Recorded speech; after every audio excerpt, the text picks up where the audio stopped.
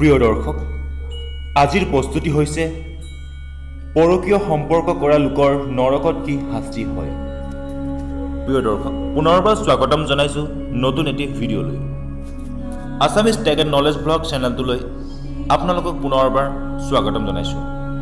আপোনালোকলৈ এটা সৰু অনুৰোধ, যদি ভিডিঅ'টো প্ৰথমবাৰ চাইছে তেতিয়াহ'লে ভিডিঅ'টোত এটা লাইক, এটা কমেণ্ট, শ্বেয়াৰ আৰু ছাবস্ক্ৰাইব কৰিবলৈ একেবাৰে নাপাহৰিব। প্ৰিয় দৰ্শক, আহক তেতিয়াহ'লে আমি ভিডিঅ'টো আৰম্ভ কৰোঁ। প্ৰিয় দৰ্শক, সনাতন ধৰ্ম অনুসৰি স্বামী স্ত্ৰী উভয়ে বিবাহৰ সময়ত 7 জনমৰ শপত লয়, অৰ্থাৎ তেওঁলোকে 7 জনম একেলগে থকাৰ অংগীকাৰ কৰে। কিন্তু পৰিতাপৰ কথা, বৰ্তমান সময়ত বিবাহৰ পিছত বহু দম্পতীয়ে এটা জনমে ভালদৰে পাৰ কৰিবলৈ সক্ষম নহয়। বিভিন্ন নিউজ চেনেল, ক্ৰাইম পেট্ৰল অনুষ্ঠান আদিৰ পৰা সদায় স্বামী স্ত্ৰীৰ উভয়ৰে পৰকীয় সম্পৰ্ক, অবৈধ সম্পৰ্কৰ হত্যাৰ দৰে ঘটনা শুনিবলৈ পোৱা যায়। প্ৰিয় দৰ্শক, কোৱা হয় যদি মানুহে এই কুকৰ্মক তেওঁলোকৰ জীৱনৰ মাত্ৰ এটি সৰু ভুল বুলি ভাবে আৰু পাহৰি যায়, তথাপি কালপুৰুষে সকলো লক্ষ্য কৰি কিন্তু উচিত বিচাৰ কৰে আৰু উচিত শাস্তিৰ ব্যৱস্থা কৰে। হিন্দু ধৰ্ম অনুসৰি পৰকীয়াক মহাপাপ বুলি আখ্যা দিয়া হয়। কোনো ব্যক্তি বিশেষে যদি এই পাপৰ প্ৰায়শ্চিত কৰিবৰ উপায় নাথাকে আৰু এই কুকৰ্মৰ ফল তেওঁ ভোগ কৰিবই লাগে। এয়া অকল পুৰুষৰ বাবেই নহয়, শাস্ত্ৰৰ সন্মুখত নাৰীৰ ক্ষেত্ৰতো পৰকীয়াভাৱে ভয়াৱহ শাস্তিৰ কথা উল্লেখ কৰা আছে। প্ৰিয় দৰ্শক, সৃষ্টিৰ আদিত যেতিয়া ব্ৰহ্মাণ্ড ৰচনা কৰা হৈছিল তেতিয়া পৃথিৱীত মৈথুনী সৃষ্টিৰ ব্যৱস্থা কৰা হৈছিল আৰু সেই সময়ৰ পৰাই জীৱকুলৰ মাজত কাম আৰু বাসনাৰ উদ্ভৱ হয়। কিন্তু যি জীৱই এই কাম বাসনাৰ নিয়ন্ত্ৰণ হেৰুৱাই পেলায় তেওঁলোক ভুল পথে গমন কৰে আৰু নিয়ন্ত্ৰণ নথকাৰ বাবে পৰস্ত্ৰী আৰু পৰপুৰুষৰ সৈতে সম্পৰ্ক স্থাপন কৰে। কাম আৰু বাসনাৰ মায়াজালত বন্দী হৈ সৰ্বসাধাৰণ ব্যক্তিৰ লগতে বহু জ্ঞানী গুণী পুৰুষ আৰু আনকি দেৱ দেৱীও পদভস্ত হৈ পৰে।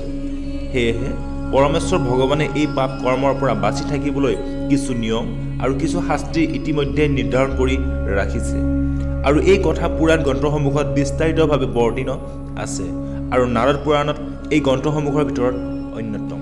প্ৰিয় দৰ্শক, নাৰদ পুৰাণত দেৱৰ্ষি নাৰদে পৰকীয় পাপৰ শাস্তিৰ প্ৰসংগত এটি কথা উল্লেখ কৰিছিল। প্ৰসংগ অনুসৰি এবাৰ ভগৱান শ্ৰী ৰামচন্দ্ৰৰ পূৰ্বপুৰুষ মহাৰাজ ভগীৰথে ধৰ্মৰাজৰ সৈতে ইহলোক আৰু পৰলোকৰ বিষয়ে চৰ্চাৰ সময়ত নৰকত কি পাপৰ কি শাস্তি হয় জানিব বিচাৰিছিল। ধৰ্মৰাজে উত্তৰত নৰকত ভিন্ন শাস্তিৰ কথা এফালৰ পৰা ব্যক্ত কৰি গৈছিল। প্ৰিয় দৰ্শক, ধৰ্মৰাজে ব্যভিচাৰী আৰু পৰপুৰুষৰ প্ৰতি আকৃষ্ট নাৰীৰ সম্পৰ্কত কৈছিল।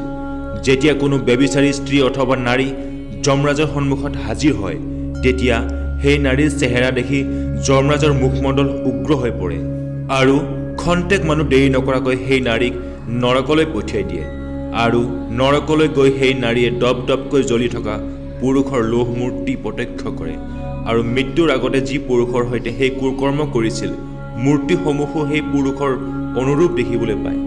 সেই নাৰীক অতি শীঘ্ৰে সেই জ্বলন্ত লৌহ পুৰুষৰ সৈতে আলিংগন কৰিবলৈ দিয়া হয়। আলিংগনৰ সময়ত সেই নাৰীয়ে আৰ্তনাদ কৰিবলৈ তাৰ পৰা পৰিত্ৰাণৰ কোনো উপায় নাথাকে। তাৰপিছত সেই নাৰীক উত্তপ্ত লৌৰ স্তম্ভৰ সৈতে আলিংগন কৰোৱা হয়। ইমানতো শাস্তি শেষ নহয়।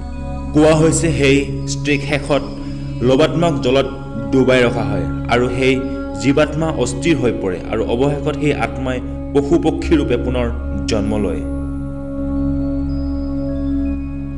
প্ৰিয় দৰ্শক, ইফালে গৰুড় পুৰাণত কোৱা হৈছে যে যিসকল নাৰীয়ে বিবাহৰ পূৰ্বে অইন পুৰুষৰ সৈতে অনৈতিক সম্পৰ্ক গঢ়ি তেওঁৰ ভৱিষ্যতৰ স্বামীক প্ৰতাৰণা কৰে সেই নাৰীক নৰকত কণ্টকময় লোহাৰ চিকলিৰে বান্ধি অনন্ত কাললৈ শাস্তি বিহা হয় আৰু সেই নাৰীক ক্ষুদ্ৰাত্য পিশাচৰ সন্মুখত এৰি দিয়া হয় আৰু বিবাহৰ পিছত যি নাৰীয়ে স্বামীক প্ৰতাৰণা কৰি পৰকীয়াত লিপ্ত হয় সেই স্ত্ৰীক যমৰাজে নিজৰ হাতেৰে উত্তপ্ত কেৰাহীত তুলি দিয়ে। প্ৰিয় দৰ্শক, আৰু উল্লেখ আছে যে যি স্ত্ৰীয়ে বিবাহৰ পিছত পৰকীয়া প্ৰেমত লিপ্ত হয় সেই স্ত্ৰীৰ আত্মাই পৰৱৰ্তী সময়ত ছাগলী ৰূপে পুনৰ জন্ম লাভ কৰে। একে সময়তে অনেক পুৰুষৰ সৈতে সম্পৰ্ক ৰক্ষা কৰা নাৰীক নৰকত সাপ আৰু সৰীসৃপ ভৰি থকা গাঁতত পেলাই দিয়া হয় আৰু পৰৱৰ্তী পৰ্যায়ত তেওঁলোক গাহৰি হৈ পুনৰ জন্ম লয়। লগতে আপোন স্বামী পৰস্ত্ৰীৰ সৈতে সম্পৰ্ক ৰক্ষা কৰাৰ প্ৰতিবাদ স্বৰূপে যি নাৰী নিজেও পৰপুৰুষ গমন কৰে সেইসকল নাৰী পৰৱৰ্তী জন্মত সাপ বাদুলি নাইবা ভিন্ন প্ৰকাৰৰ সৰীসৃপ ৰূপে জন্ম লয়। প্ৰিয় দৰ্শক, আজিৰ প্ৰস্তুতি কেনেকুৱা পালে নিশ্চয় আমাক কমেণ্ট কৰি জনাব। আৰু যদি ভিডিঅ'টো আপোনালোকৰ অকণমান হ'লেও ভাল লাগিছে তেতিয়াহ'লে ভিডিঅ'টোত এটা লাইক, এটা কমেণ্ট, শ্বেয়াৰ, ছাবস্ক্ৰাইব কৰিবলৈ একেবাৰে নাপাহৰিব। তেতিয়াহ'লে প্ৰিয় দৰ্শক, আজিলৈ বিদায় দিয়ক। জয় শ্ৰীকৃষ্ণ, জয় শ্ৰীৰাম।